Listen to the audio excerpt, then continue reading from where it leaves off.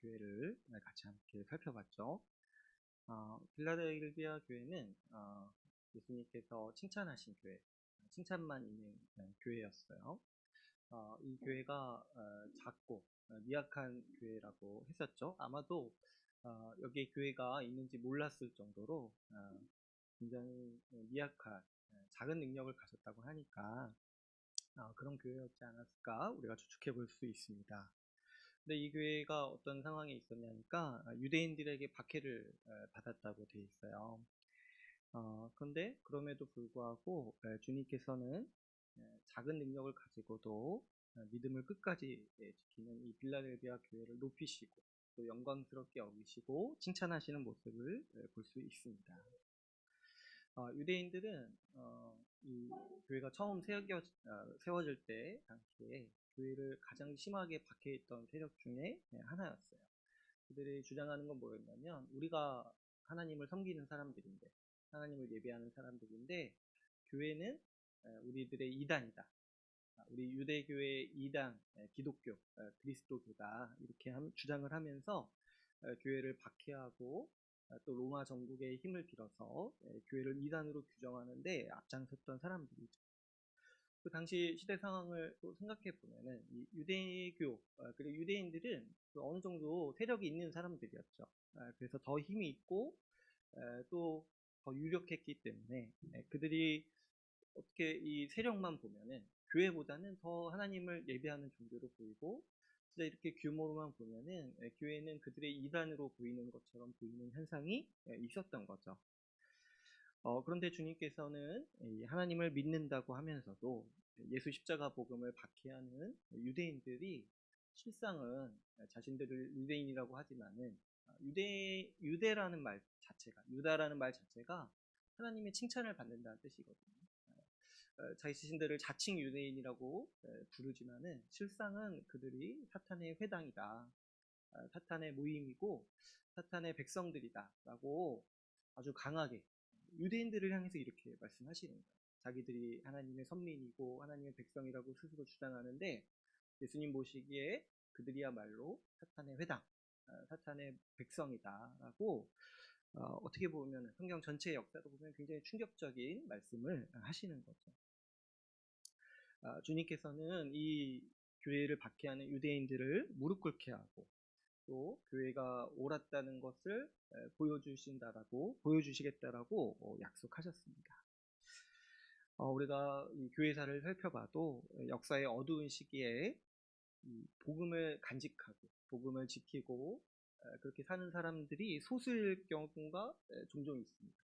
우리 지난 시간에도 말씀드렸다시피 종교개혁 시기에도 복음을 지키고 복음을 왜곡하지 않으려고 하는 사람들을 박해하고 그들을 이단으로 몰아갔던 시기가 있었다고 했죠.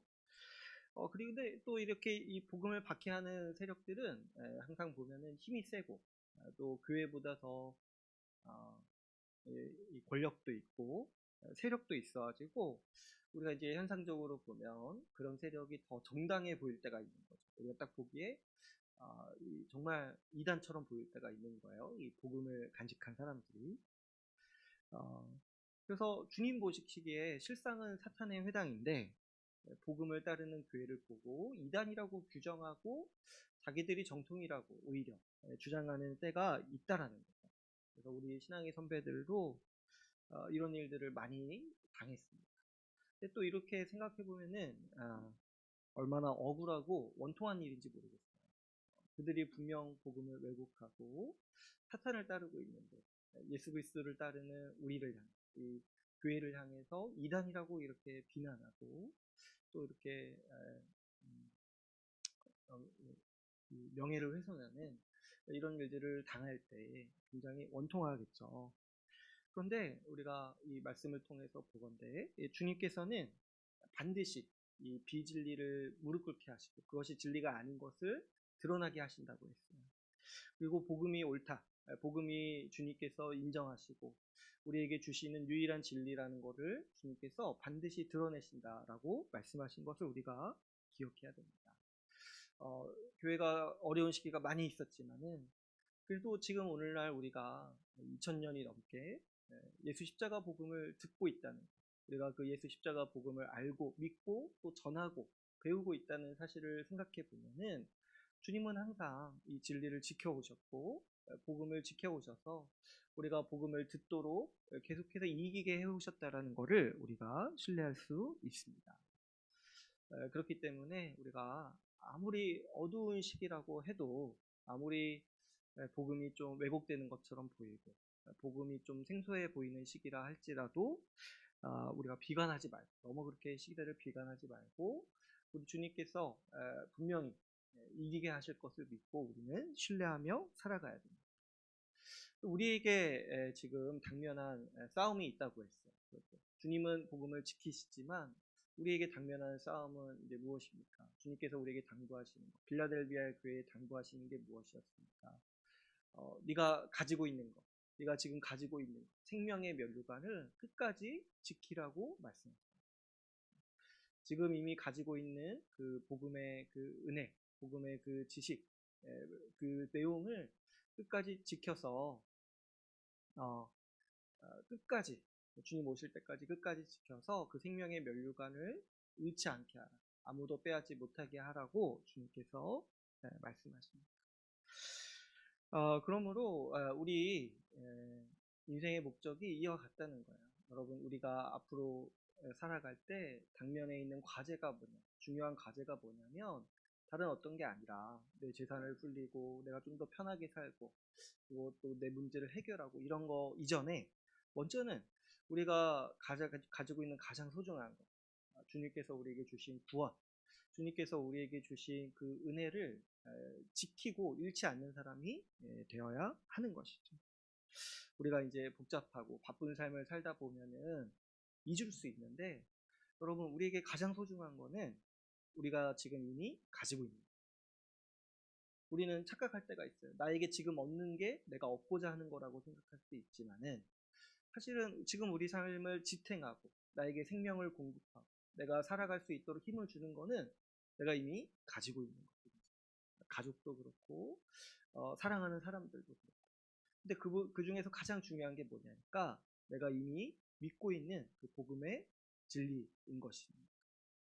그래서 우리가 살아갈 때 이걸 잃지 않도록 힘써야 되고 우리 앞에 놓인 싸움이 이런 거라는 거예요. 우리 앞으로 살아가면서 겪게 될 그 수많은 시험이 있는데 그 시험 문제가 뭐 이렇게 좀 더 재산을 불리고 노후에 안정된 삶을 살아야 된다 이게 아니라는 거예요.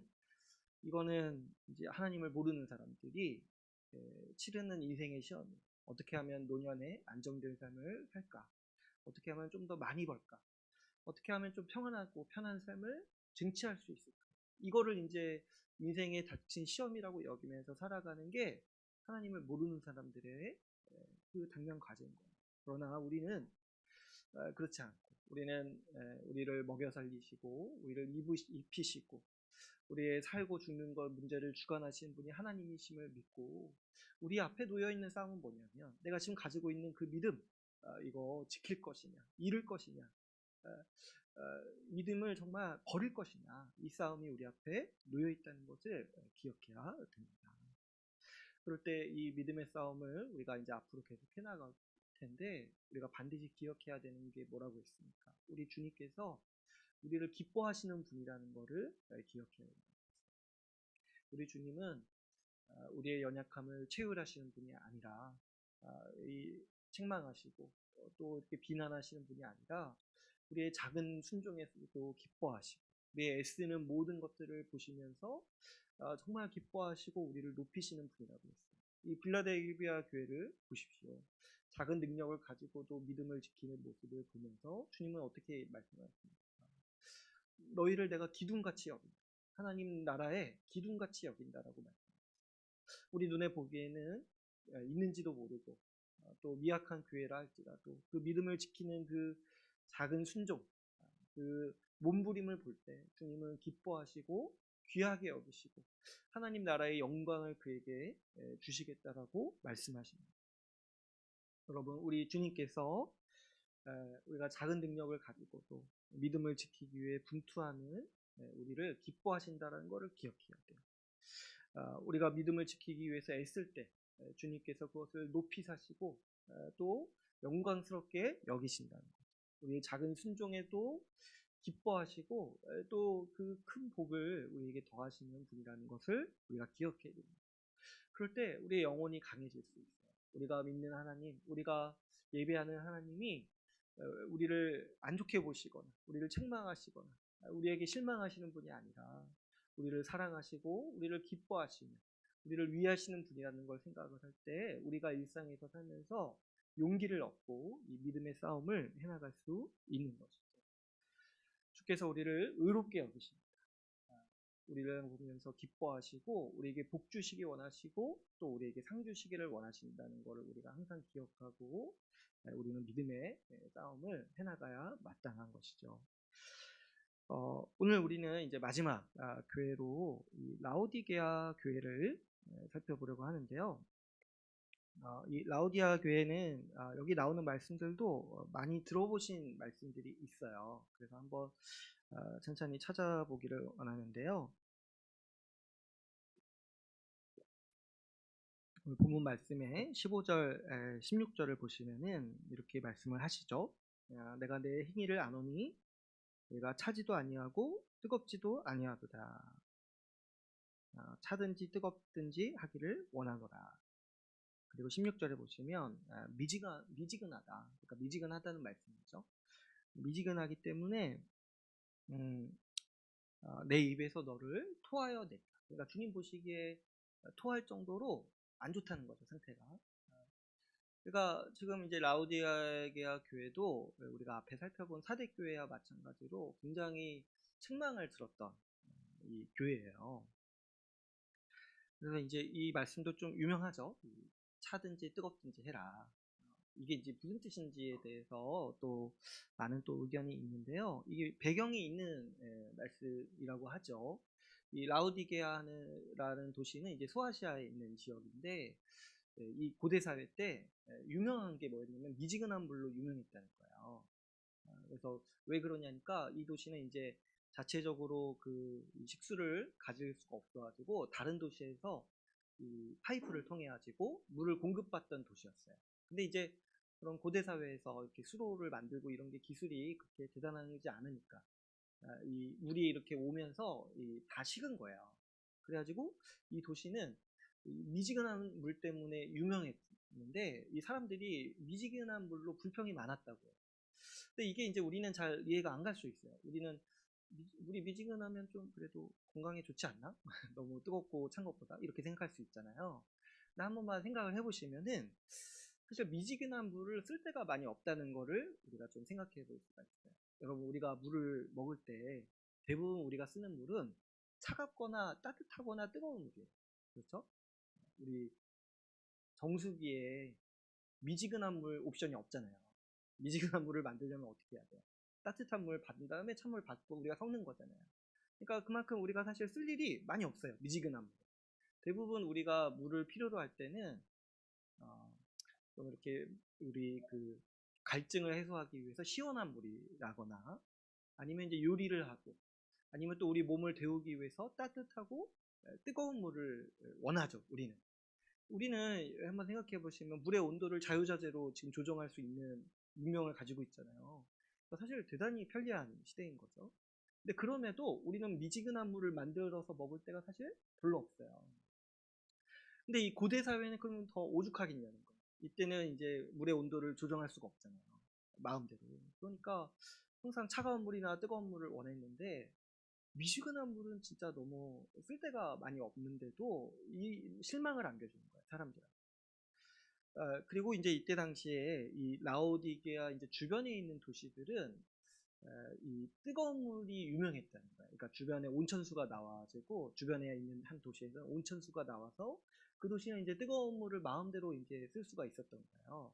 근데 그 옆에 있는 라오디게아 교회는 이 지역은 이 미지근한 물만 얻을 수 있으니까 사람들이 굉장히 불편을 겪었다는 거죠.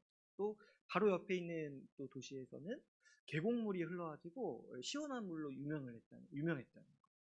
그러니까 이 라오디게아 지역 사람들은 항상 자기네 도시에 대해서 실망스러워하고 굉장히 불평하는 게 뭐냐면 우리는 미지근한 물밖에 없어.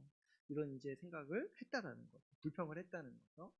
그리고 이제 또 여기서 토하겠다. 주님께서 이제 토하겠다 이제 말씀을 하시잖아요. 예, 이것도 그 당시에 이제 실제로 사람들이 이 라오디게아 물을 먹고 보였던 반응이라고 해요. 그러니까 저도 이게 잘 이해는 안 갔지만 우리도 상온에 오래 두었던 물을 먹으면 어때요? 물맛이 별로 좋지 않죠. 하루만 지나도 사실 물맛이 좀 이상해져요. 생수는. 근데 이때 당시 이제 하루 종일도 아니고 그냥 맨날 며칠씩 밖에 있었던 그 미지근한 물을 이렇게 그냥 먹으면은 그 물맛이 정말 토할 정도로 좋지 않았다는 거예요. 그러니까 먹기에 굉장히 부족한 물이었다는 거죠. 그래서 이제 이때 당시 이 라오디게아 지역 사람들이 자기네 물을 싫어할 뿐만 아니라 불편을 겪고 가끔씩 이렇게 토할 정도로 굉장히 불평이 많았다는 거죠. 그래서 이 주님은 지금 그 도시에 유명한 그 불평사항을 가지고 마치 너희 신앙이 그 미지근한 물 같다 이렇게 말씀을 하시는 거예요. 그러니까 얼마나 이 사람들이 이거를 충격적으로 받아들이겠어요. 자기들이 매일 그 미지근한 물 불평하면서 살았는데 주님이 말씀하시는 게 뭐예요? 니네가 그물과 나한테는 너네가 그물과 같다는 거예요. 너의 신앙이 그 미지근한 물과 같아서 내가 토할 정도다. 이렇게 이제 강하게 말씀을 하시는 거죠. 내 행위를 보니까, 네 행위를 보니까, 너희들의 행위를 보니까 너희가 찼지도 않고 뜨겁지도 않고 너희가 미지근한 물과 같다. 이렇게 말씀을 하시죠. 그러면 너희 신앙, 너희 행위가 미지근하다라는 말은 어떤 의미일까요? 미지근한 물이요. 사실 기대 이하의 물인 거예요. 그러니까 물은 물인데 물에게 기대하는 어떤 것이 없는 거야. 우리가 물을 기대할 때 차갑거나 뜨거운 걸 원한다는 거야. 따뜻한 걸 원한다는 거야. 근데 이 미지근한 물은 물인데 그 물에 이로움이 하나도 없어요. 유익함이 없다는 거예요. 그러니까 신앙은 신앙처럼 보이는데 어떻게 해요? 거의 신앙의 유익, 신앙의 모습, 능력을 찾아볼 수 없을 정도로 미적지근한 신앙이라는 거예요. 그러니까 적극적이지 못하고 이 신앙의 그 열매가 없고 신앙의 행위가 없는 어떻게 보면은 종교 행위만 있고 그래서 이렇게 교회를 다니고 이렇게 하지만은 그렇게 일상에서 신앙으로 살아가지 않는 거예요. 그러다 보니까 주님은 이런 모습을 보시고 너희가 신앙이 거의 없는 것 같다라고 지금 말씀을 하시는 거예요. 교회를 다니고 종교가 있는 것처럼은 보이는데 사실은 그 미지근한 물이 기대 이하이고 사실 물로서의 효용성이 거의 없는 것처럼 너희 신앙도 미지근한 물과 같다. 거의 유익이 없다. 오히려 어때요? 토할 정도로 쓸모가 없다. 이렇게까지 지금 주님은 강하게 말씀하시는 거죠. 그래서 주님께서 차든지 덥든지 하라 이 말씀이 뭐냐니까 너희 좀 제대로 믿어라. 너희 좀 적극적으로 믿어라. 지금 이 말씀을 하고 계시는 거죠. 오늘 그래서 이 좀 라오디게아 이 교회에 주신 말씀은 굉장히 사실 어떻게 읽으면 충격적이고 강한 말씀인데요. 미지근한 신앙에 대해서 주님이 굉장히 경고하시고 경계하시는 말씀으로 볼 수가 있습니다. 이 미지근한 신앙 뭐냐니까 믿음이 있는지 없는지 제대로 구별할 수 없는 상태라는 거예요. 그러니까 신앙이 있는 것처럼 보이고 신앙생활을 하는 것처럼 보이는데 그런 믿음의 행실이 없다는 거죠. 뭐 이렇게 구체적으로 말씀드리면 그냥 종교 행위는 하는데 그 주님께서 당연히 원하시는 사랑과 섬김의 행위가 없다는 거예요. 근데 또 종교 행위를 하니까 또 너 신앙이 없어 이렇게 함부로 또 말할 수도 없는 상태. 그러니까 이도저도 아닌 그런 상태를 지금 얘기를 하고 있는 거죠. 저도 이제 이런 얘기를 많이 했던 것 같아요. 여러분 믿으려면은 뭔가 확실히 믿고 열심히 믿어라. 근데 안 믿으려면은 그냥 애매모호한 상태에 있지 말고 아예 확 안 믿는 게 더 좋지 않냐. 아예 그냥 교회 안 나오고 그냥 신앙의 의무 하나도 안 하는 게 좋지 않냐. 근데 왜 한두 개 하면서 더 열심히 안 하냐는 거예요. 이 상태가 제가 가장 위험하다는 말씀을 많이 드렸어요. 그러니까 어떻게 이렇게 좀 걸쳐 있는 거 있잖아요. 한 발씩 걸치고 있는 거. 교회에 한 발 걸치고 세상에 한 발 걸치고. 그래서 세상에도 속해 있고 교회도 속해 있고. 마치 그 요즘 유행하는 하이브리드처럼. 뭐 전기차예요, 휘발유차예요. 잘 모르는 거. 잘 모르는 거. 근데 신앙도 그렇다는 거야. 비신자예요, 신자예요. 이게 왜 위험하냐니까 자기도 모르는 거야. 내가 믿고 있는지 안 믿고 있는지 자기도 모르는 거야. 근데 그냥 믿고 있다라고 은연중에 생각을 하고 주변 사람들도 헷갈려해서 함부로 권면을 못해요. 안 믿는 것 같은데 또 믿는 것처럼 보이고. 왜 그러냐니까 매사에 적극성이 없어서 매사에 열심히 안 믿으니까 그래요. 그래서 우리가 이러한 상태를 어떻게 많이 좀 표현을 하냐면 믿음이 약하다 이런 식으로 표현을 많이 해요. 믿음이 약하다. 또 뭐 믿음이 좋지 못하다 이런 표현은 많이 안 쓰지만 약간 이제 교회 안에 믿음이 좋은 사람이 있고 믿음이 약한 사람이 있다 이런 식의 구도를 써가지고 이런 이제 미지근한 신앙을 이제 믿음이 좋지 않은 상태, 믿음이 약한 상태로 이제 우리가 많이 치부하는 경향이 있습니다. 근데요, 사실 믿음이 약하다라는 표현은 굉장히 안 좋은 표현이에요. 그게요, 어느 정도 그 특정 시기에 그럴 수 있죠. 특정 시기에 어린아이 믿은 지 얼마 되지 않았을 때. 근데 여러분 한번 잘 보시면은 믿은 지 얼마 되지 않은 사람은 굉장히 적극성이 대단해요. 가장 뜨거운 때예요. 그러니까 믿음이 약한 상태에 항상 뭐 1년, 2년, 5년, 10년 이렇게 머물러 있다는 거는 사실은 굉장히 믿음이 있다고 말하기가 어려운 상태.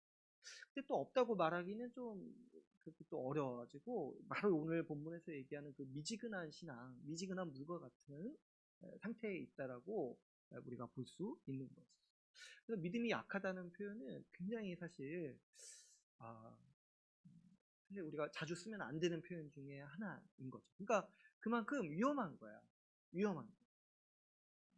자기를 속이는 거야. 자기도 속이고 주변 사람들도 속이는 거야.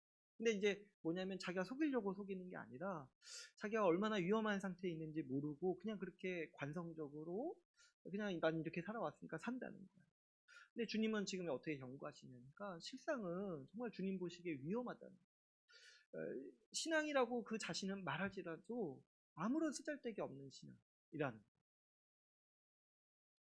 그래서 사실상 지금 주님은 라오디게아 교회한테 말씀을 하시는데 이 하시는 말씀을 보면은 거의 이렇게 이런 너희가 신앙이 없는 것 같다고 표현하시는 거예요. 신앙이 없는 것 같이 보이는 이 미지근한 신앙. 라오디아 교회는 교회로 모이지만은 적극적으로 믿지 않았어요. 그래서 그 정말 어떻게 종교 행위 몇 가지가 있을지 몰라도 한 주간 내내 살아갈 때 주님과 상관없이 살아가고 미지근한 신앙, 적극적이지 않은 신앙으로 살아갔다는 거죠. 그래서 주님이 그들을 평가하실 때 그들이 불평하는 미지근한 물처럼 너희가 아무런 유익이 없는 믿음을 가졌다. 그래서 내가 너희를 토하여 버릴 정도다. 라고 주님은 말씀하고 계십니다. 오늘 본문의 그 17절 말씀을 보면은 예수님은 그들의 미지근한 신앙의 모습을 더 부연 설명을 해주십니다. 이 17절을 한번 보시면은 이렇게 말을 합니다. 이렇게 말씀을 보시면 17절을 보시면 내가 말하기를 나는 부자라 부요하여 부족한 것이 없다 하나. 그러니까 그들은 지금 이제 크게 착각하고 있다는 거예요. 이 사람들이 자기들을 평가할 때, 자기들을 자평할 때 내가 부자라는 거예요. 그래가지고 내가 부족한 것이 없다라고 생각하고 한다는 거야. 그러니까 아마도 이 교회 사람들은 참 그 당시 특이하게도 이 부자들이 많았던 교회였던 것 같아요. 그래가지고 그들은 이 자신들이 부가 있기 때문에 재산이 있기 때문에 사는데 아무런 불편함이 없었고 다 만족했다는 거예요. 그들이 부자였기 때문에 이 말씀을 보면은 이 사람들은 주님보다는 자신들의 부를 더 의지하며 살았던 것으로 보입니다. 그러니까 그 결과 어떻게 살았냐니까 그들은 이 주님을 붙들지도 않았고 주님께 간절히 매달리지도 않았고 주님께 순종하지도 않았다는 거예요.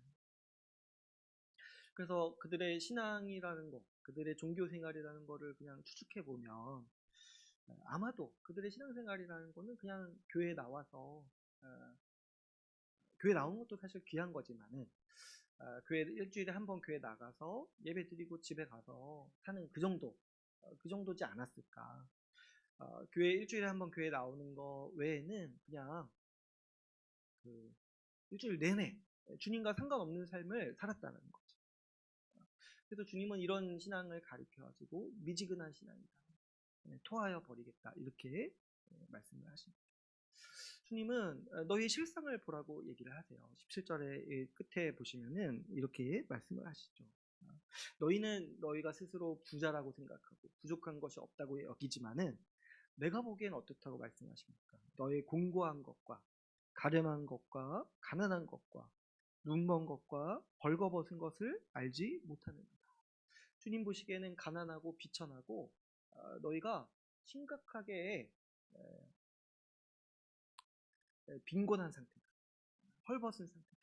수치스러운 상태라는 거.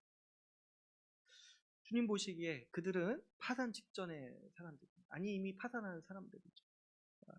이게 무슨 얘기냐니까 죄인이라는 거예요. 거의 죄인이라는 거예요. 신앙의 모습은 어느 정도 있을지 모르겠지만 신앙의 모양은 어느 정도 있지만은 신자보다는 죄인에 가까운 사람. 하늘의 복을 알지 못하고 이 죄를 이기는 능력도 알지 못하고 주님께서 의롭다고 선언하시는 은혜도 알지 못하는, 그래서 죄인과 다를 바 없는 삶을 사는 주님 앞에 주님 보시기에는 죄인 것 같다는 거예요. 그러니까 이게 교회가 듣기에 얼마나 참 어려운 말씀이에요. 너희가 죄인이라는 거예요. 너희의 죄인. 거의 죄인이라는 거예요. 그들의 처지가 얼마나 비참한지요. 20절을 한번 보시면 이렇게 얘기를 하세요. 20절에서 내가 문 밖에 서서 두드리고 있다고 말씀해요. 이 라오디아 교회가 얼마나 비참하냐니까요. 주님이요 문 밖에 계세요. 문 밖에. 얼마나 주님과 상관없이 살았으면은 그들이 주일에 교회로 모일 때도 주님이 교회 안에 못 들어오고 계십니다. 그러니까 사실 참 교회가 들을 때 너무 수치스럽고 또 정말 심각한 말씀인 것이죠. 이 20절 말씀, 20절 말씀 한번 우리 같이 한번 읽어볼까요? 20절 말씀을 우리 같이 한번 읽어보겠습니다. 시작. 볼지어다 내가 문 밖에 서서 두드리노니 누구든지 내 음성을 듣고 문을 열면 내가 그에게로 들어가 그와 더불어 먹고 그는 나와 더불어 먹으리라. 아멘.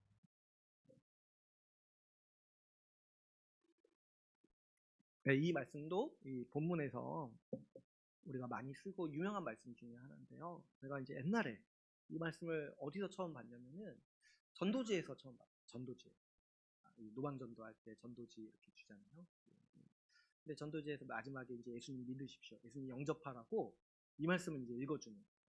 너가 지금 예수님 믿기로 마음을 열면은 주님이 너와 같이 더불어 먹을 것이다. 넌 주님과 함께 동행할 것이다. 이렇게 이제 설득하고 이 불신자한테 노방전도 하면서 복음을 전할 때 하는 말 중에 이제 하나가 이 말씀이었던 게 제가 이제 기억이 나요.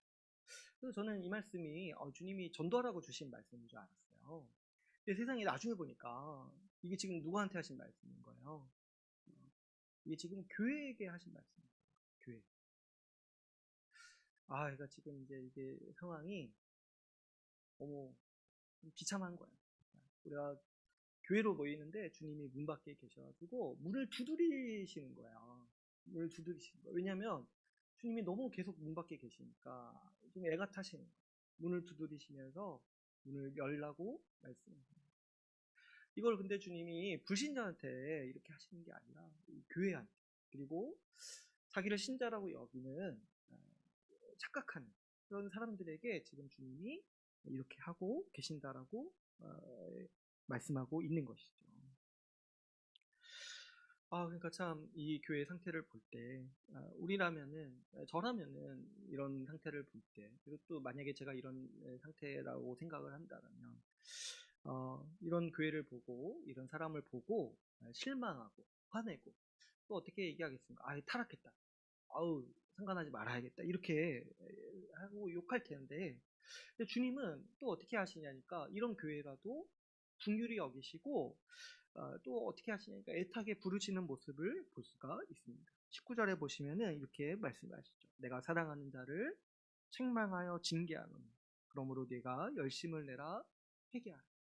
주님은 이렇게 주님과 상관없이 살아가고 주님을 떠난 교회라 할지라도 그 안타까운 마음, 또 그 사랑하시는 마음에 붙들고 또 회개하기를 원하신다라고 주님이 말씀하시는 것을 우리는 볼 수 있습니다. 그러니까 여러분, 우리도 이 교회가 어려울 때 너무 그렇게 교회를 타락했다 이렇게 욕하기보다는 이런 주님의 마음을 가지고 우리가 교회를 회복하기 위해서 힘써야 되는 것이고, 우리 자신도 살다가 어느 시점에선가 나도 모르는 사이에 너무 떠났을 때가 있어요. 몰랐는데 어느 날 말씀이 나를 깨우고 돌이켜 보니까 내가 너무 지나온 거야. 너무 주님과 상관없이 살아온 거야. 그럴 때 이제 내가 돌이킬 수 없겠구나 이렇게 생각하는 게 아니라 주님이 그런 나라도 지금 문 밖에서 떠나고 계시지 않는다는 걸 생각해. 지금 문 밖에서 지금 주님이 두드리고 계신다는 거야. 내가 아무리 주님을 멀리 했었고 내가 주님을 아무리 떠났어도 주님이 나를 떠나지 않으시고 나를 붙드시고 간절히 이 문 밖에서 문을 두드리시면서 문을 열기를 지금 기다리신다라고 주님이 말씀하시는 것을 우리가 기억해야 하는 것이죠. 여러분, 이 라오디게아 이 교회 모습은 오늘날 우리의 모습과도 굉장히 많이 닮아 있어요. 제가 이제 많이 말씀을 드린 적이 있지만 여러분, 우리는 우리 자신은 좀 아닐 수는 있어도 우리는 굉장히 부유한 시대에 살고 있어요. 우리 문명 자체가. 그래서 사실 뭐 이렇게 뭐 먹을 것이 없어서 굶는 시기도 많이 지났고, 뭐 영양실조나 이런 거 걸리는 시기도 많이 지났고, 그래서 우리는 풍족하게 항상 먹고 있고, 먹고 사는 문제에 대해서 우리가 항상 걱정은 하지만은 그래도 그렇게 굶어 죽을까 이런 걱정까지는 안. 근데 이런 수준이요, 우리 인류 전체 문명을 볼 때 정말 대단한 그 부유한 문명 가운데서 그런 이제 우리 사회 속에서 우리가 살고 있는 것이죠. 근데 이렇게 부유하고 우리가 또 많은 문명의 이기들을 누리고 있지 않습니까? 우리 뭐 이렇게 교통도 그렇고 또 뭐 이렇게 먹고 자고 하는 모든 문제에 있어서 우리 굉장히 편리한 기술을 누리고 있고 또 아주 상향평준화되어지고 우리가 돈이 많이 없더라도 아주 풍족한 면들을 많이 누리고 있어요. 근데 이런 시대에 우리 가운데 어떤 이제 이 정서, 어떤 이제 생각이 깃들기 쉽냐니까 마치 어떻게 보이냐면은 하나님이 없어도 사는데 그렇게 큰 지장이 없는 것처럼 보입니다. 옛날에 이제 가난했던 시기에는 정말 그 간절함이 있었거든요. 그죠? 우리가 80년대만 해도. 이 교회에 간절한 분위기가 있었어요. 좀 이렇게 먹고 살고 이런 문제가 그때는 좀 시급했기 때문에. 그래서 어떻게든 주님의 도우심을 구하고 어떻게든 주님의 은혜가 필요하다. 그런 이제 시기가 있었죠. 근데 지금은 보면은 그렇게 딱히 주님이 도와주시지 않아도 우리가 먹고 사는데 크게 지장이 없어 보입니다. 또 어떻습니까? 지금 우리가 30대, 40대 또 그 이상이 되어가지고 이 사회에서 어느 정도 자리를 잡은 상태에서는 사실 그냥 모든 일상이 그냥 내 능력에 따라서 그냥 맞춰서 이렇게 돌아가는 것 같이 보이는 거예요. 그럴 때 우리가 이제 어떤 생활 패턴, 어떤 이제 생각을 갖게 되냐니까, 그다지 뭐 그냥 이렇게 살면 되겠구나. 하나님이 그렇게 필요하지 않구나. 이런 이제 생각을 노골적으로 안 할지라도 이런 식의 어떤 이 정서와 태도가 우리 가운데 깃들 수 있다는 거예요. 그럴 때 우리 가운데 오는 그 서서히 찾아오게 되는 증상이 제가 있다고 했습니다. 그게 뭐냐니까 기도를 하지 않는 거예요. 기도를 하지 않는 거예요. 기도를 제가 왜 안 하는지에 대해서 금요 모임 때 몇 가지를 이제 허심탄회하게 같이 얘기를 한 적이 있었는데, 우리가 게을러서 기도를 안 하는 게 아니에요, 사실. 우리가 기도를 안 하는 거에 가장 큰 그 원인이 뭐냐니까 하나님이 필요하지 않다고 은연중에 생각, 은연중에 내가 그렇게 체득하고 살고 있는 거. 이 바쁜 생활 속에서 그냥 어떤 과학 기술에 의해서 밝혀진 그 인과관계에 의해서 흘러가는 것처럼 보이죠, 우리 눈에. 그래서 하나님이 개입하시지 않는 것처럼 보이는 거예요. 그냥 기도해도 별 변화가 없을 거라고 여기고 사실 변화가 필요하지도 않다고 생각해요. 하늘의 도움이 필요하지 않다고도 생각을 하는 거예요. 그래서 우리는 이렇게 살아가는 거죠. 주님을 믿는다고는 하지만은 실제로 우리 삶을 보게 되면은 주님 없이 살아가는 거예요. 주님 없이. 내가 주님의 도움을 구하지도 않고 주님께 간절함도 없고 또 주의 말씀이 주의 말씀에 순종하려는 마음도 없이 이렇게 살아가는 거죠. 그래서 제가 이런 증상을 실천적 무신론이라고 말씀을 드렸죠. 약간 이제 유식한 말을 써죠. 실천적 무신론. 이게 뭐냐니까 자기 개념 속에서는 주님을 믿어요. 하나님을 예배하고 예수님을 믿어요. 자기 개념 속에서. 그래서 누가 물어보면 나는 주님을 믿는다고 얘기해요. 그런데 그 삶을 보면, 삶의 태도와 가치와 방향을 보면은 무신론자들과 다를 바가 아무것도 없다. 그래서 이 사람은 자기를 개념적으로는 무신론이라고는 안 하는데 실천적으로는 이미 무신론자인 거예요. 기도를 안 하고 하나님을 찾지도 않고 하나님을 구하지도 않고 예수 그리스도를 구하지도 않고 예수 그리스도를 의지하지도 않고 또 어떻습니까? 주님의 말씀에 순종하지도 않는 것이죠. 그래서 오늘날 우리 시대에 이 실천적 무신론이 굉장히 많고 우리가 이거를 경계해야 된다고 말씀드렸습니다. 근데 여러분, 이 실천적 무신론을 지금 우리 주님께서 뭐라고 얘기하시냐면 미지근하신 토할 정도의 신앙이라고 주님은 오늘 이 라오디게아 교회에 주신 말씀을 통해서 우리에게 경고하고 계십니다. 주님은 지금 이 모습에서 빨리 벗어나기를 원해요.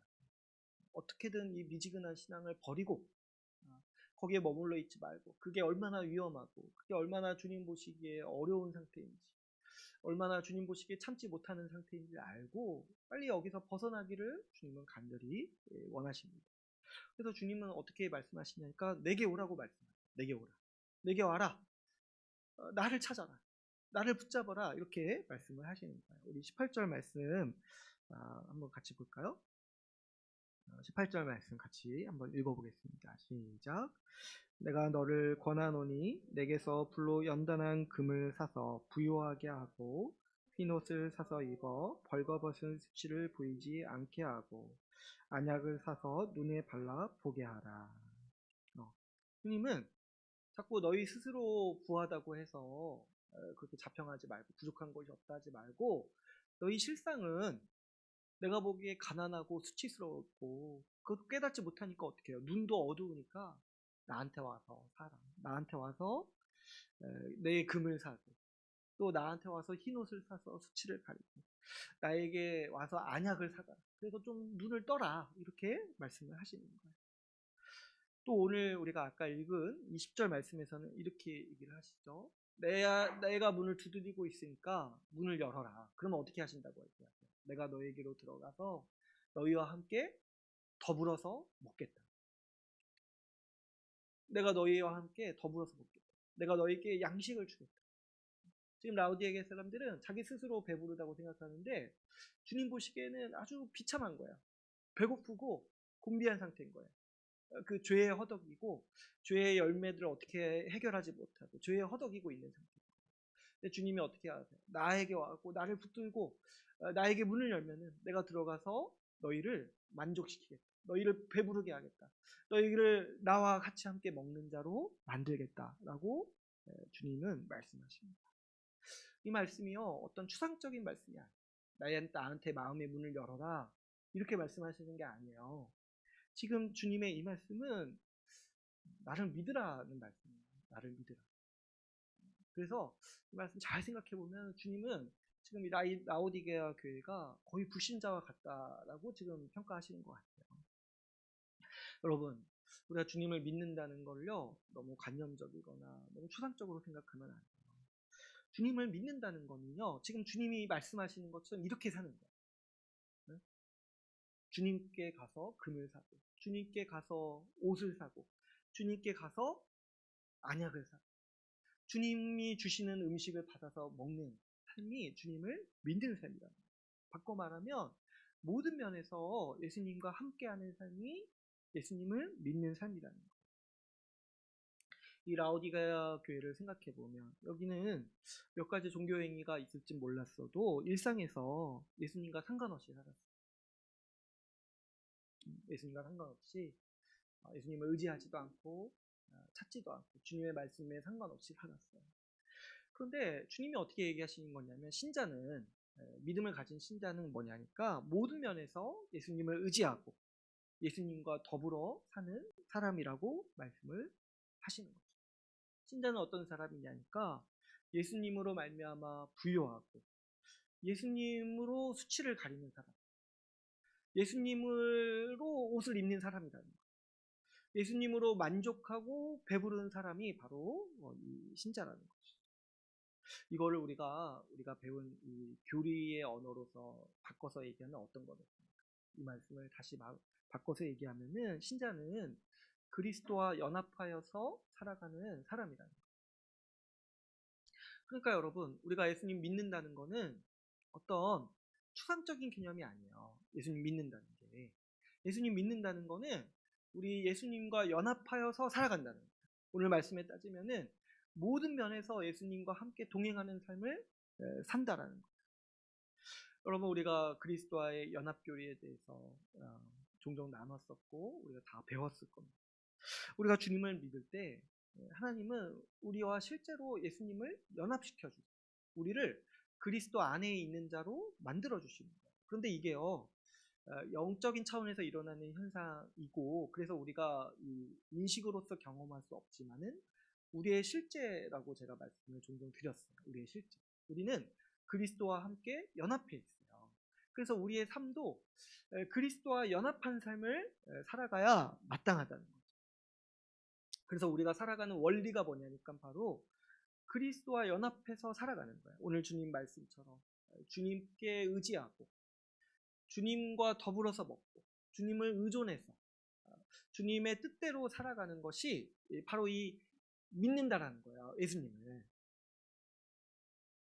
그래서 우리는 실제로 주님과 더불어서 먹는 사람. 아니, 더 적극적으로 말해서 우리는 주님을 먹는 사람들이에요. 그래서 우리가 성찬 때 나타나는 실제가 무엇입니까? 우리가 주님을 먹는 자. 우리가 그만큼 주님과 연합해 있고 주님과 동행하며 예수 그리스도와 함께 살아가고 있는 사람들입니다. 이 연합의 원리가 우리 신자의 삶의 원리고 우리가 신자답게 살아가는 예수님을 믿으며 살아가는 삶의 모습을 우리에게 잘 보여주고 우리 신자의 아주 핵심의 원리라고 볼 수가 있습니다. 여러분 한번 우리가 생각해 보시면 우리가 죄 용서를 받았다라고 고백을 할 때 우리는 그리스도와 연합하여서 죄 용서를 받습니다. 예수님께서 십자가에서 죽으실 때 우리는 주님과 함께 연합해 있었어요. 그래서 로마서 말씀에서는 우리가 죄에 대해서 죽었다라고까지 말씀합니다. 왜 그러냐니까 주님께서 십자가에서 죽으실 때 우리도 거기에 연합해 있었어요. 우리도 그 안에 있었던 거예요. 갈라디아서 2장 20절에서는 이렇게 얘기합니다. 내가 그리스도와 함께 십자가에 못 박혔다. 그러니까 여러분, 우리는 이미 죄에 대해서 죽은 자로서 그리스도가 죽으실 때 함께 죽은 자라는 거예요. 실제로 주님께서 우리를 그런 자로 만들어 주셨다는 거죠.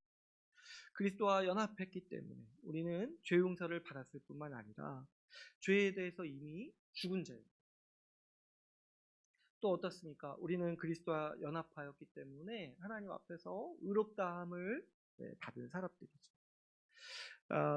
우리는 그리스도를 입었어요. 그리스도와 연합했기 때문에 우리가 하나님 앞에 나아갈 때 하나님은 우리 나라는 사람을 보시는 게 아니라 그리스도를 통해서 우리를 대하신다고 했습니다.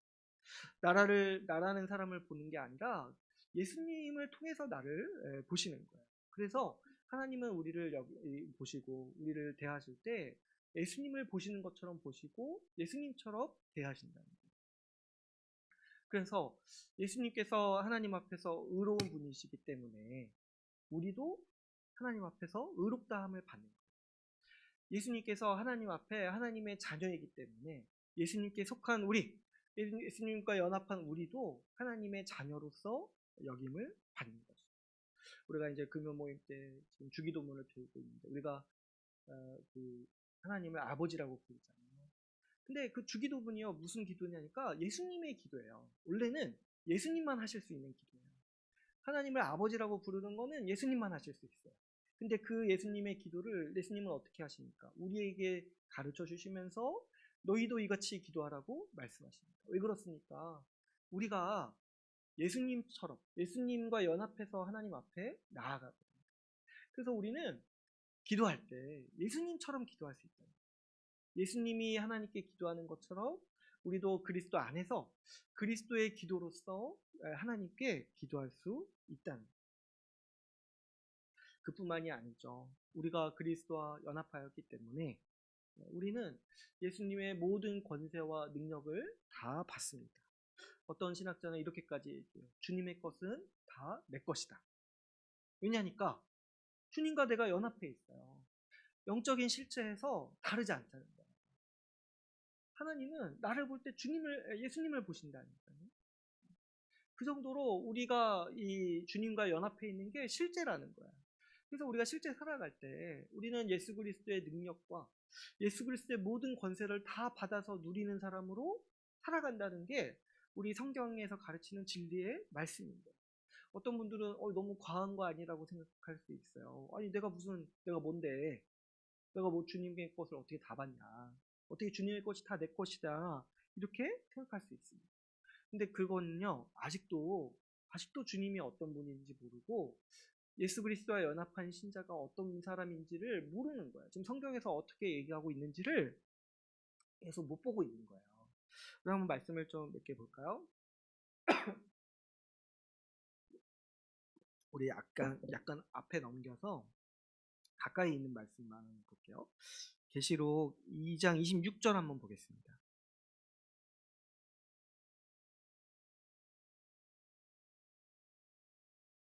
여기 보시면 우리가 이제 살펴봤던 말씀인데 이 두아디라 교회에 주신 말씀이죠. 여기에서 이제 주님이 어떻게 얘기하십니까?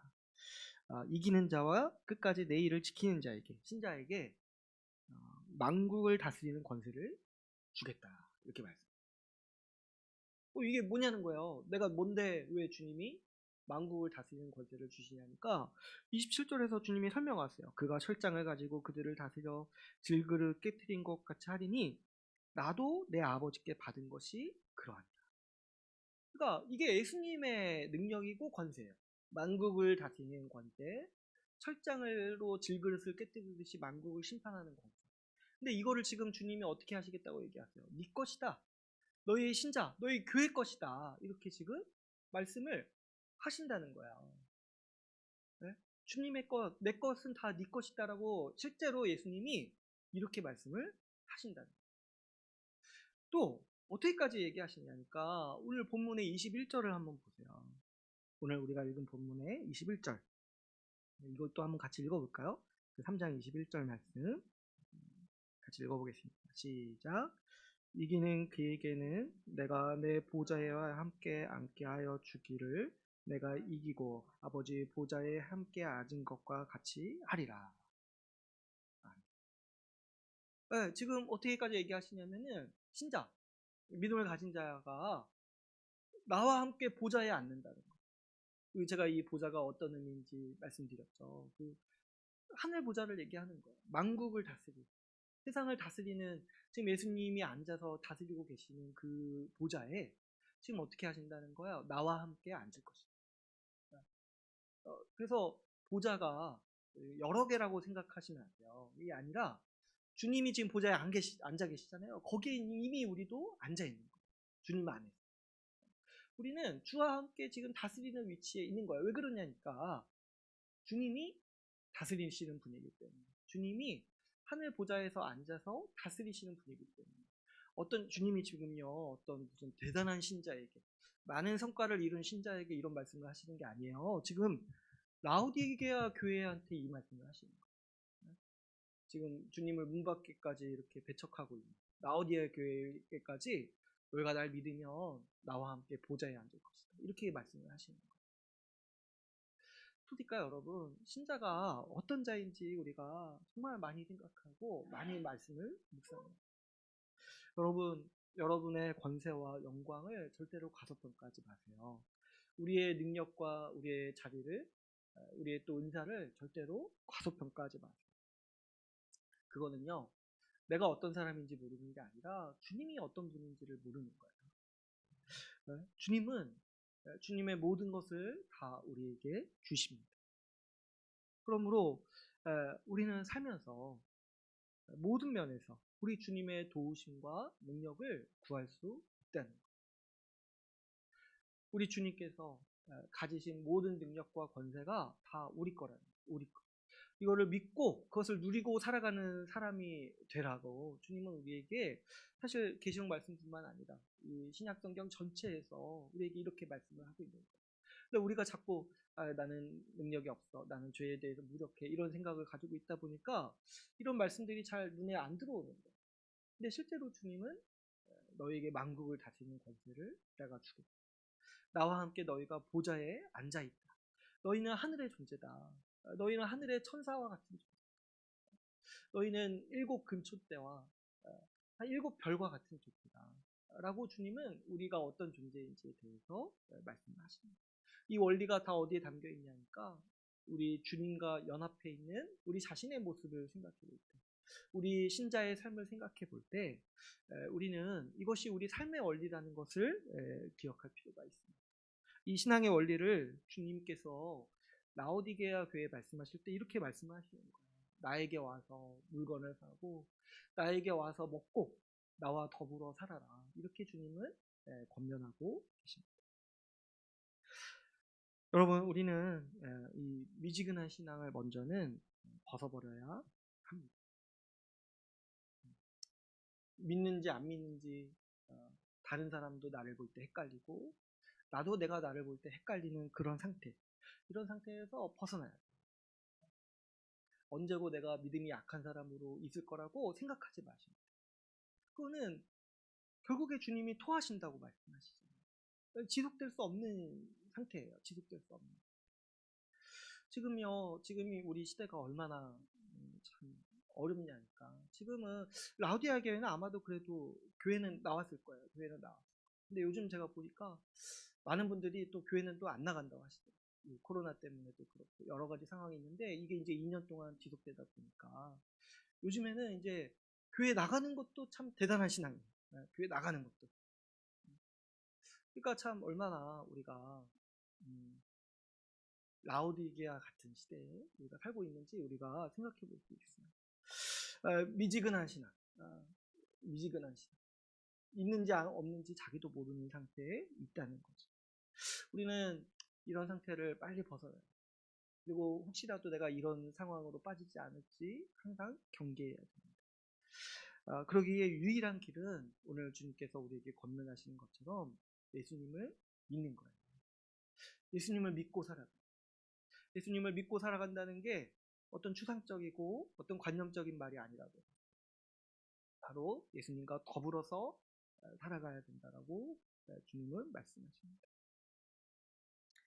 우리 시대에 자주 보이는 신기루가 이런 거예요. 예수가 없어도 아무런 문제 없이 보인다는 거죠. 우리 문명 자체가 발달하고 부하기 때문에 심지어 오늘 라오디게아의 교회 하신 말씀처럼 잘 사는 것처럼 보일 수가 있어요. 예수님이 없어도. 우리가 잘 주의해야겠죠. 이 라오디게아 사람들의 자평을 여러분 마음에 새기셔서 내가 혹시 이렇게 살고 있지 않을까 항상 주의하세요. 예수님 없이 살면서도 나는 부자라. 나는 아무런 부족함이 없다.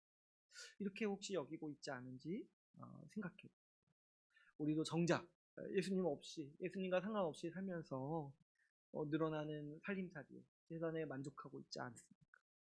예수님 없이 살면서도 풍부한 오락거리에 묻혀가지고 거기에 만족하면서 그냥 살고 있지 않은지 우리는 자주 우리를 돌아봐야 되고 점검해야 됩니다. 그래서 여러분, 우리가 항상 내 믿음이 어떤지를 살펴야 돼요. 내 믿음이 어떤지. 우리가 항상 근심하고 걱정하는 분야가요, 무엇을 먹을까, 무엇을 입을까가 아니라 내가 정말 믿는가. 여러분, 내가 과거에 비해 믿음이 어떤지 한번 살펴보세요. 과거에 비해 살림살이 늘어났을 수도 있고, 과거에 비해 안정된 삶을 살 수도 있습니다. 근데 믿음은 어떻습니까? 과거에 비해 성김이 더 많아졌습니다. 과거에 비해 기도가 많아지고 더 깊어졌습니다. 말씀의 지식은 또 어떻습니까? 과거에 비해 더 굳건해져서 믿음이 정말 흔들리지 않는 상태로 내가 가고 있습니까? 믿음이 더 견고해졌습니다. 아니면 정말 이 라오디게아 교회처럼 살림살이는 나아졌는데 믿음은 더 쪼그라들었습니다. 정작 주님을 믿는 믿음으로 살고 있지 않으면서 믿고 있다는 착각을 우리는 버려야 돼요. 여러분, 일주일 내내 예수님과 상관없이 살면서 내가 믿는 자라는 착각을 우리는 버려야 돼요. 정직해져야 돼요. 이게 미지근한 신앙을 우리는 신앙이라고 생각하면 안 됩니다. 그것은 이미 신앙을 버리기 전초 단계라고 생각을 합니다. 믿음은 여러분 전혀 그런 게 아니에요.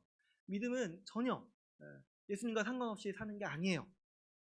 믿음은 예수님과 연합해서 살아가는 태도입니다. 예수님을 의지하고, 예수님께 항상 의존하고, 예수님께 간구하고, 예수님을 붙들고, 예수 그리스도의 말씀을 순종해서 살아가는 것이 바로 믿음인 것이죠. 여러분, 우리는 이 두 가지를 동시에 해야 돼요. 미지근한 신앙을 경계하고, 내가 이렇게 빠지지 않을까, 내가 이렇게 살아가지 않을까, 나에게 혹시 있는 미지근한 모습을 버리고 더 적극적으로 예수님과 연합하고 예수님을 붙잡기 위해서 살아가야 맞다.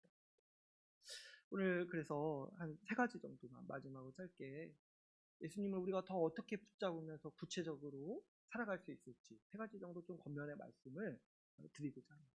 이것도 제가 이제 높아지면서 예수님 믿고 예수님 붙잡고 살아가십시오, 이렇게 얘기하면 너무 또 추상적이잖아요. 당장 내일부터 예수님 붙잡는 게 뭡니까? 어떻게 예수님 붙잡을 수 있습니까? 그럴 때 제가 좀 구체적으로 좀 더 말씀을 드리고 싶은 게 있어요. 여러분, 우리가 예수 그리스도를 붙잡고 예수 그리스도와 연합해서 예수님을 끌어안아야 돼요. 그럴 때 여러분, 먼저 우리가 좀 어떻게 구체적으로 예수님을 붙잡을 수 있냐니까 예수님을 많이 생각하셔야 돼요. 예수님, 특별히 우리 주님께서 주시는 죄의 용서와 의를 의지하면서 살아가야 돼요. 이걸 많이 생각해요. 많이 생각해요. 예수님으로부터 오는 죄의 용서와 의를 항상 의지하십시오. 여러분, 그래서 이제 이 라오디게아 교회 묵상하다 보면 참 우리 시대와 비슷한 면들이 많은데, 그 중에 하나가 뭐냐면 자신의 소유로 자신을 평가하는 거예요. 자신의 소유가 내 정체성이라고 여기는 거. 이게 이제 우리 시대랑 굉장히 비슷해요. 내가 사는 집, 내가 타는 차, 내가 입는 옷, 내가 다니는 직장이 곧 나라고 여기는 거, 내 정체성이라고 여기는 거. 그래서 그런 것들이 좀 대단하면 내가 좀 대단한 사람으로 나는 생각합니다. 반대로 또 어떻습니까? 좀 내가 그런 것들 내세울 게 없으면은 자신을 좀 비참하게 여기는 거죠. 집도 변변치 않고, 직장도 변변치 않고, 차도 변변치 않으면은 그냥 나도 그런 사람이 된다고 생각을 한다는 거죠. 그래서 우리는 우리 소유를 내 정체성으로 삼아요. 이 라오디게아 사람들처럼 자신이 부하기 때문에 아무런 부족함이 없는 완전한 자라고 여기는 것처럼 우리도 그런 시대에 우리가 그런 문화에 살고 있다는 것이죠. 그러나 여러분, 우리는 그렇게 살아가는 사람들이 아니에요. 우리는 예수 그리스도를 우리의 정체성으로 여기는 사람들입니다. 우리는 그리스도가 내 정체성이에요. 예수 그리스도께서 주시는 죄 용서와 의인된 신분이 나 자신이라고 여기면서 살아가는 사람들. 그래서 우리를 가리켜서 우리는 그리스도인이라고 불러요. 그리스도인. 어디 아파트 사는 사람, 어디 직장 다니는 사람, 이렇게 나를 생각하는 게 아니에요. 나는 그리스도인이라고 나는 생각한다는 거예요. 여러분, 우리의 소유나 우리의 사회적 신분이요, 사실 얼마나 무력하냐니까 우리 죄의 수치를 가릴 수가 없어요. 그러고 보니까 사회에서 참 명예 없는 사람, 참 죄 많은 사람이 그렇게 명예욕이 많은 거를 보게 돼요. 그러니까 자기 스스로 아는 거야. 자기 죄의 수치가 크니까 어떻게든 사회적 명예로 그걸 가리고 싶어 하는 거예요. 우리도 그렇게 살기 쉽습니다. 죄인의 모습이 그렇다는 거야. 죄를 지은데, 죄를 지으면서도 그 죄의 쓴열배를 맛보면서도 그 죄의 문제를 해결할 수 없어가지고 거기에 쩔쩔매서 살아가는 거. 근데 어떻게든 내가 사람들 앞에서는 당당해 보이고 싶으니까 내 소유나 내 사회적 지위로 명예를 지키려고 하는 거. 그래서 내 속사람은 진짜 썩어져 가는데 다른 사람들 앞에서는 좀 당당해 보이고 싶은 거. 이게 이제 죄인의 삶의 원리인 거죠. 근데 주님 보시기에 어떻다는 거예요? 네. 비참하고 가난하다. 죄에 대해서 무력하고 그 죄의 쓴 열매를 맛보지만 죄에 대해서 무력하고 회개할 능력도 없고 그런 죄를 이길 수 있는 어떤 힘도 없는 그 무력한 상태를 얘기하는 거죠. 그러나 여러분, 우리는 그리스도로 말미암아서 죄 용서를 받았고 우리는 하나님 앞에서 의롭다함을 받았습니다. 우리는 예수 그리스도와 연합해서 하늘의 영광스러운 존재라는 것을 우리가 믿고 그 사실을 의지하면서 살아가요. 죄를 이길 수 있고 죄와 싸울 수 있으면 죄를 회개할 수 있는 사람이라는 것을 항상 우리는 믿고 그 진리에 의존해요. 어디서 이렇게 사회에 나가서도 내가 좀 부족하다 보이고 그게 좀 낭망하고 이룬 것이 없다고 생각할 때 그런 거짓말에 속지 말고 내가 이미 죄를 이긴 사람, 내가 이미 죄의 수치에 대해서 벗어난 사람, 주님이 나를 의롭다고 여기신다는 거 항상 생각하면서 우리는 예수 그리스도를 생각해요. 내가 나 자신의 어떠함으로 사는 사람이 아니라 예수께서 주시는 고귀한 신분, 예수께서 주시는 그 의의 능력으로 사는 사람임을 우리는 기억해야 됩니다. 우리는 주와 함께 하늘에 앉아있는 존귀한 자라는 걸 생각하고 예수님을 자주 생각하며 살아가요. 두 번째로 우리가 어떻게 하면 더 그리스도와 연합하는 삶을 살 수 있습니까? 두 번째로 우리는 주의 능력을 항상 의지하면서 살아야 됩니다. 앞에서도 제가 말씀드렸지만 여러분, 예수 그리스도와 연합은 우리 삶의 원리예요. 주님의 모든 능력이 다 우리 것이라는 거, 내 것이라고 믿고 살아가는 거예요. 그래서 우리는 항상 예수님께 구하는 사람, 예수님께 금을 사고 예수님께 안약을 사고 예수님께 옷을 사는 사람들이에요. 나한테 없다고 생각해가지고 예수님의 능력을 의지하는 사람들이에요. 예수 그리스도의 모든 능력이 다 우리 것이기 때문에 그러므로 우리는 일상의 모든 어려움과 삶의 모든 짐을 감당할 책임을 그 능력을 우리는 주께 구하면서 살아가는 사람들입니다. 그래서 우리는 항상 주님께 구하는 사람들이 되어야 됩니다. 제가 그래서 우리 금요 모임 때 이 기도에 대해서 계속 나누고 있는데요. 여러분 반드시 기도하는 삶을 사셔야 돼요. 기도가 없는 게요, 우리가 무신론자처럼 사는 거예요. 주님께 바라는 것이 하나도 없다라는 게 지금 어떤 상태인지 잘 생각해요. 주님께 왜 바라는 것이 없습니까? 지금 혹시 라오디게아 교회 사람들처럼 생각하는 거 아니에요? 나는 부하니까 모자란 것이 하나도 없다고 생각하는 거 아니에요? 그런 생각을 빨리 버려야 돼요. 우리는 주님께 항상 구하는 사람들. 왜냐하면 내가 없다고 생각하는 거예요.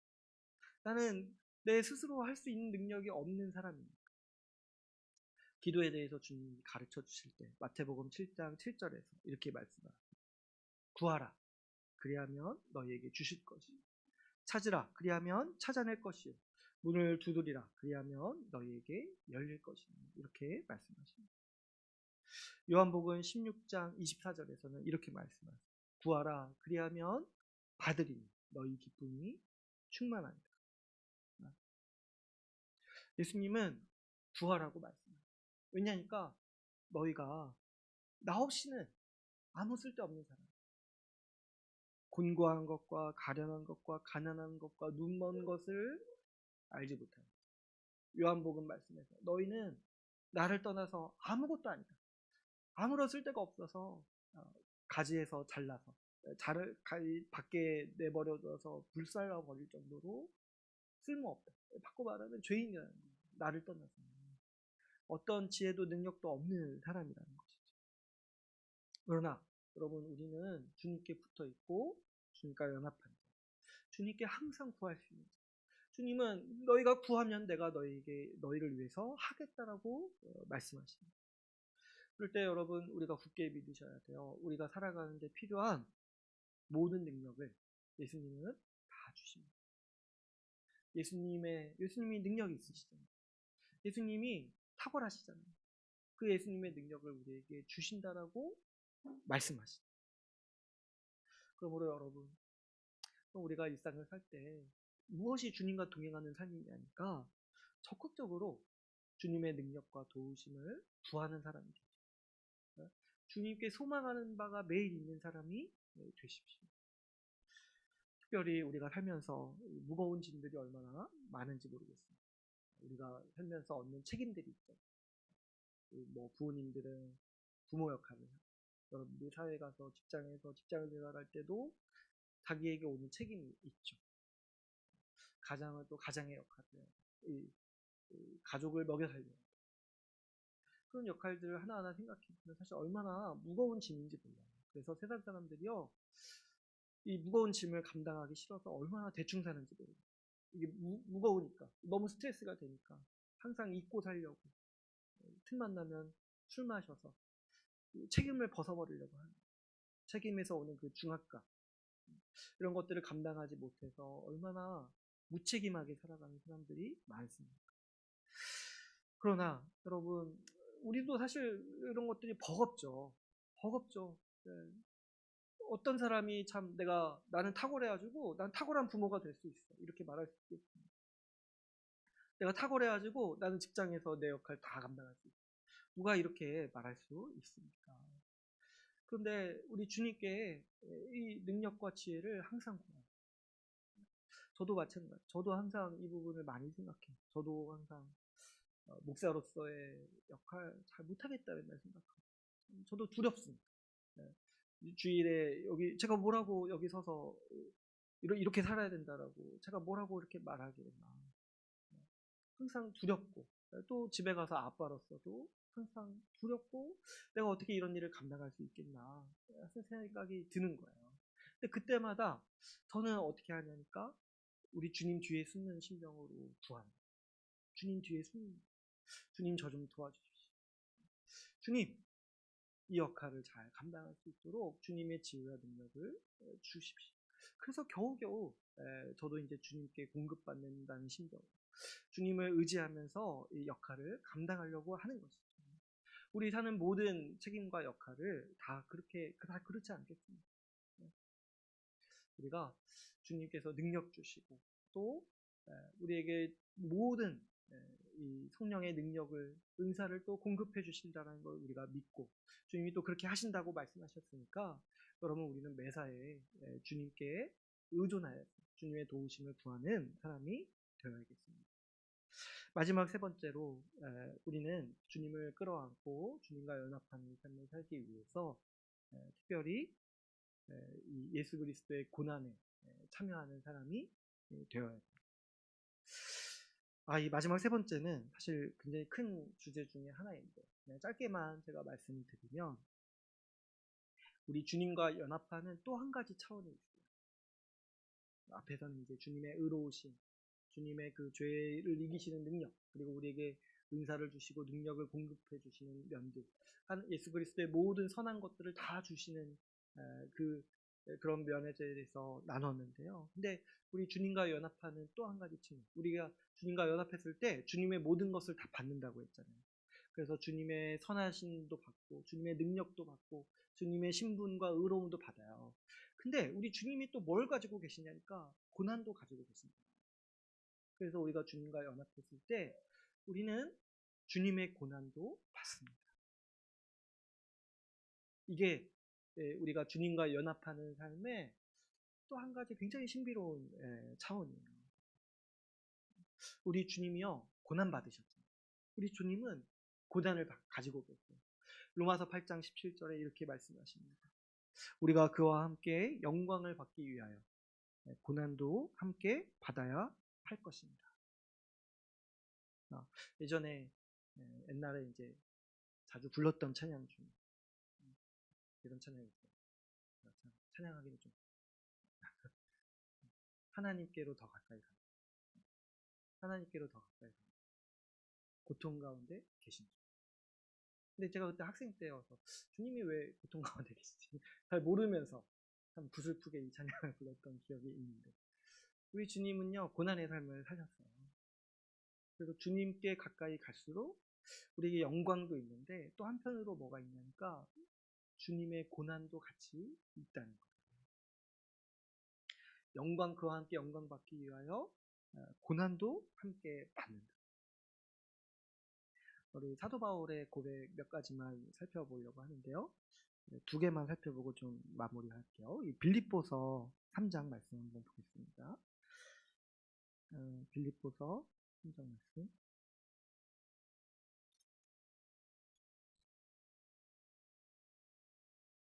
3장 10절에서 12절 말씀 같이 볼게요. 3장 10절에서 12절 말씀 빌립보서 같이 함께 읽어보겠습니다. 3장 10절에서 12절 말씀, 제 성경책은 321페이지입니다. 같이 한번 읽어볼게요. 시작. 내가 그리스도와 그 부활의 권능과 그 고난의 참여함을 알고자 하여 그의 죽으심을 본받아 어떻게 해서든지 죽은 자 가운데서 부활에 이르려 하느니, 내가 이미 얻었다 함도 아니요 온전히 이루었다 함도 아니라 오직 내가 그리스도 예수께 잡힌 바 된 그것을 잡으려고 달려가노라. 아멘. 오늘 이 빌립보서 3장 10절에서 12절 말씀이 제가 오늘 지금 적용하면서, 오늘 본문 말씀을 적용하면서 여러분들한테 하고자 하는 말씀을 사도 바울이 하고 있는 거예요. 이게 뭐냐니까, 이게 지금 무슨 말씀이냐니까, 지금 사도 바울이 12절에서 얘기하는 게 뭐냐면, 내가 예수 그리스도께 잡힌 바 된 그것을 나도 잡으려고 나는 그렇게 열심히 살아간다. 그게 뭐냐? 이게 뭐예요? 주님과 연합했어요. 주님과 우리가 연합했어요. 이거를 지금 사도 바울이 어떻게 표현하냐니까, 주님이 나를 잡았다는 거예요. 그래서 내가 주님과 연합했다는 거예요. 근데 우리가 실제로 살아갈 때 어떻게 주님과 연합하냐 했을 때, 주님이 나를 잡으셨어요. 주님이 나를 잡으셨는데 이제 나도 어떻게 살아가겠다는 거야. 그러면 나도 이제 주님을 잡고 살아가겠다는 거예요. 오늘 제가 이제 말씀드린 것처럼 어떻게 우리가 주님과 동행하면서 주님과 연합해서 살아가는 게 무엇인가 얘기할 때 사도 바울이 정확히 똑같이 이 얘기를 하고 있는 거죠. 근데요, 지금 사도 바울이요, 내가 주님을 잡는다는 거, 나도 주님과 연합해서 살아가는 거를 어떻게 표현하냐면은 10절에서 3장 10절에서 예수 그리스도의 죽으심을 본받는다고 표현해요. 예수 그리스도의 죽으심.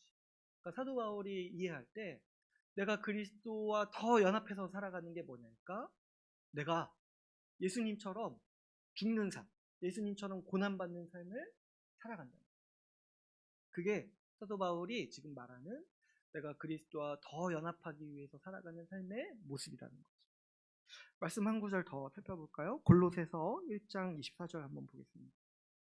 골로새서 1장 24절. 조금만 뒤로 넘기시면 되겠죠? 골로새서 1장 24절.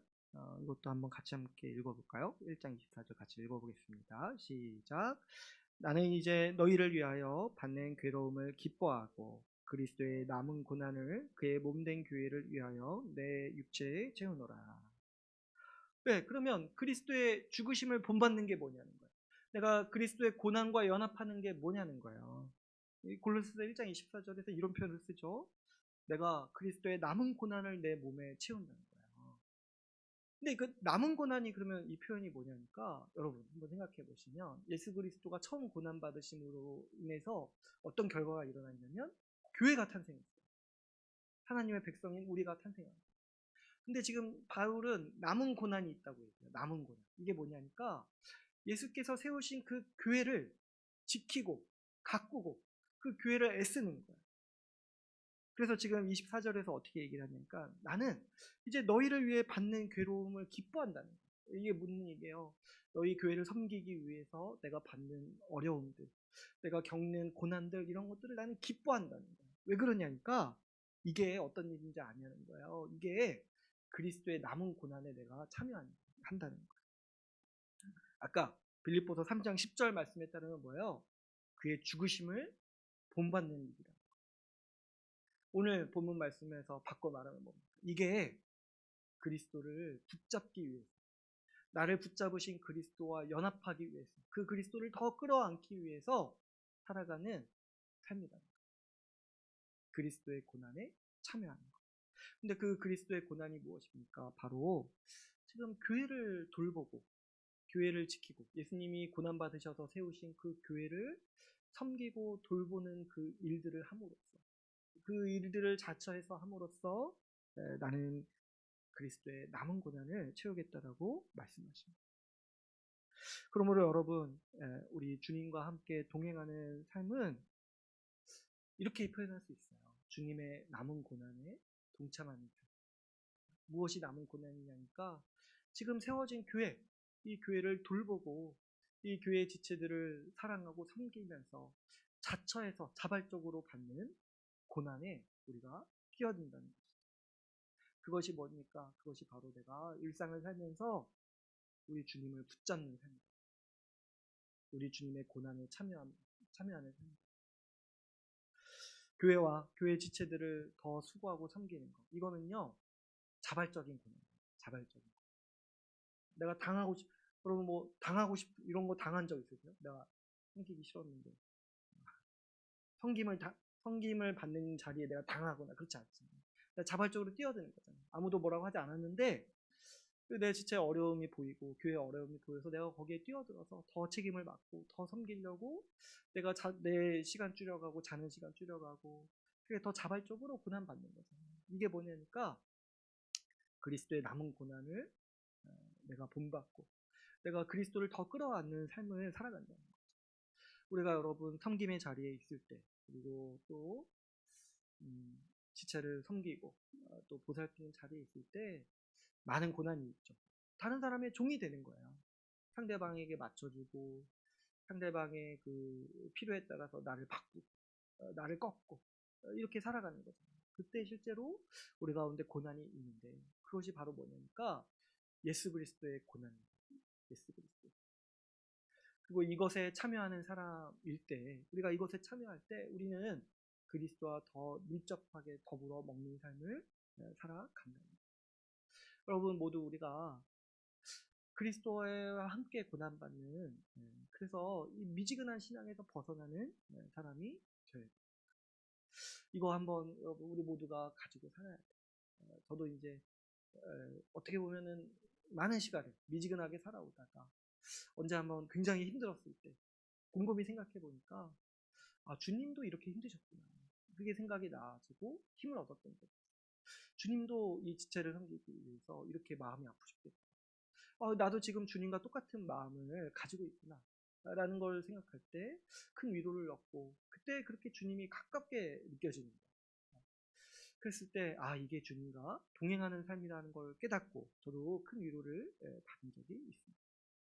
여러분 우리가 살아갈 때 일상을 살아갈 때 이 세 가지 제가 말씀드렸는데 주님과 동행한다는 게 어떤 추상적으로 그렇게 내 개념 속에서 그렇게 사는 게 아니라 실제로 우리가 삶에서 치열하게 우리 주님을 묵상하고 우리 주님을 생각하고 우리 주님께 간구하고 우리 주님의 고난에 뛰어드는 삶이라는 것을 우리가 기억하고 우리가 그렇게 살아가기를 바랍니다. 이제 오늘 말씀을 맺겠습니다. 오늘 우리는 이 라오디아 교회를 살펴봤습니다. 이 라오디아 교회